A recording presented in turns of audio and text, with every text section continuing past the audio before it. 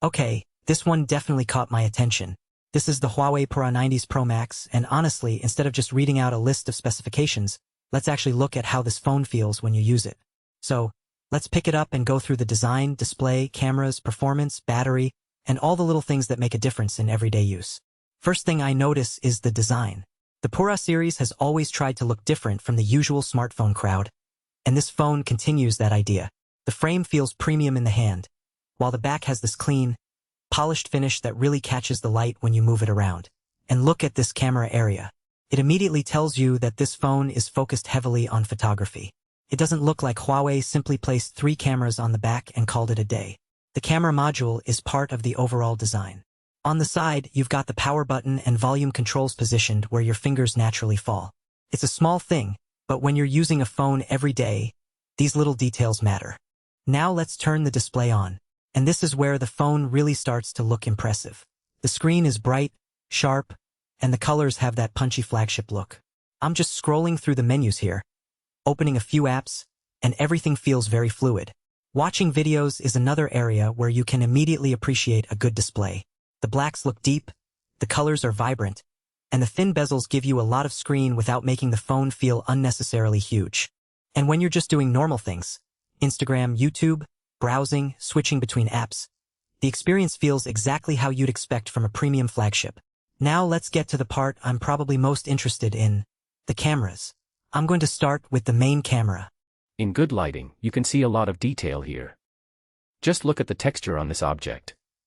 Now I'm moving from a close subject to a much wider scene. What I want from a flagship camera isn't just high resolution. I want good dynamic range, natural colors, fast focusing, and consistency between different lenses. And that's where Huawei's Pura series has traditionally tried to stand out. You can switch between the different focal lengths depending on what you're shooting, whether that's a portrait, a building, or something much farther away. Let's try a portrait.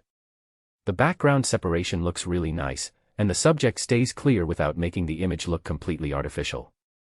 This is the kind of camera setup that makes you want to actually take the phone out and start taking pictures.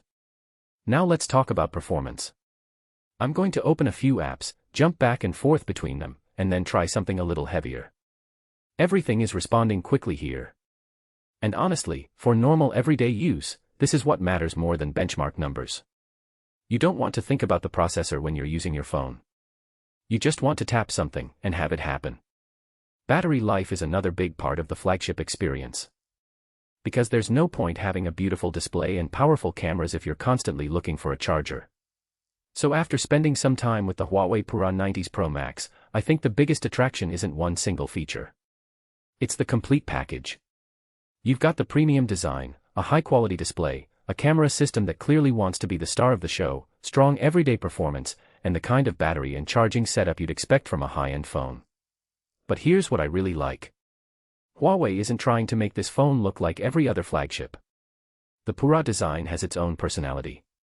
And if you're someone who cares about photography, design, and having a phone that feels a little different from the crowd, that's going to be a big part of the appeal.